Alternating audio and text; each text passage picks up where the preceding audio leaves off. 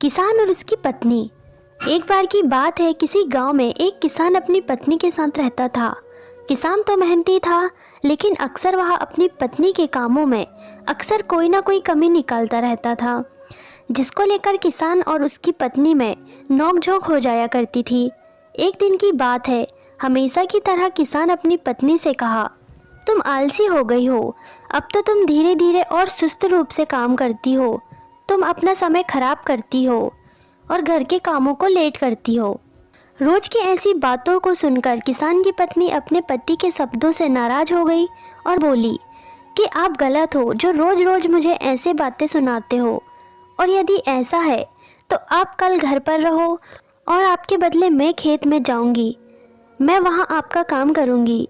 क्या आप यहाँ घर पर रहकर मेरा काम करेंगे? अपनी पत्नी की ऐसी बातें सुनकर किसान ने खुशी से कहा, ये तो बहुत अच्छा है, मैं घर पर तुम्हारा काम करूँगा। एक दिन तुम खेत के काम करोगी तो पता चलेगा कि कितना मेहनत करना पड़ता है। फिर इसके बाद पत्नी ने अपने पति किसान से कहा, कल जब घर का काम करोगे तो सबसे पहले गाय का दूध निकालना है, फिर सारे कपड़े धोना है, बर्तन धोना है, मुर्गियों का ध्यान रखना है, घर की साफ सफाई करनी है और सूत काटना है। इतना सभी कल काम करना है। फिर अगले दिन किसान की पत्नी सुबह सुबह खेत पर गई और किसान घर के कामों के लिए घर पर रुक गया। फिर सबसे पहले उसने बर्तन लिया और गाय का दूध निकालने के लिए चला गया। फिर जब उसने गाय का दूध निकालने की कोशिश की तो इतने में गाय ने उसे पीछे से जोर से लात मारी। जोर से लात लगने से वह कराह उठा। फिर किसी तरह उसने दूध निकाला, कपड़े धोए, बर्तन धोए और घर की साफ सफाई किया।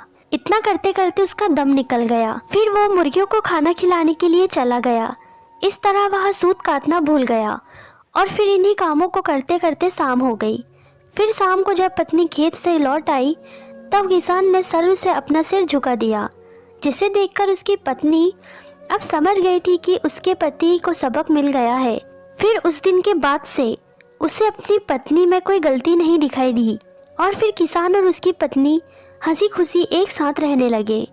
इस कहानी से हमें यह शिक्षा मिलती है कि हर किसी को जो दूसरे के कामों में गलतियां निकालता है उसे अक्सर दूसरों के कामों में गलती ही दिखाई देती है, लेकिन ठीक जब उसे इन कामों को खुद से करना पड़े तो फिर उस काम की अहमियत पता चलता है।